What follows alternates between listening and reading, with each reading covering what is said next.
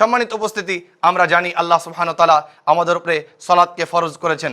আর এই সালাত যদি আমরা আদায় না করি, তাহলে পরে জেনে বুঝে যদি কেউ সালাতকে ছেড়ে দেয়, তাহলে আমরা জানি কাফির হয়ে যায়। সম্মানিত উপস্থিতি, এই সালাতের জন্য শর্ত হচ্ছে উযু। এই উযুর পরে একটি দোয়া রয়েছে। রাসূলুল্লাহ সাল্লাল্লাহু আলাইহি ওয়াসাল্লাম হাদিস শরীফের মধ্যে বলছেন যে যদি কেউ ভালো করে উযু করে আর উযু করে নেওয়ার পরে সে ব্যক্তি যদি এই দোয়া পড়ে, আশহাদু আল্লা ইলাহা ইল্লাল্লাহু ওয়াহদাহু লা শারীকা লাহু ওয়া আশহাদু আন্না মুহাম্মাদান আবদুহু ওয়া রাসূলুহু, অর্থাৎ যে আমি সাক্ষ্য দিচ্ছি যে আল্লাহ ব্যতীত কোনো সত্যিকারী মাবুদ নেই, তিনি হচ্ছেন একাই, তার কোনো শরিক নেই, এবং মুহাম্মদ সাল্লাল্লাহু আলাইহি ওয়াসাল্লাম হচ্ছেন আল্লাহ পাকের রাসূল এবং তার বান্দা। এবং তারপরে সে পড়ে আল্লাহুম্মা জাআলনি মিনাত তাওয়াবিনা ওয়া জাআলনি মিনাল মুতাত্তাহিরিন।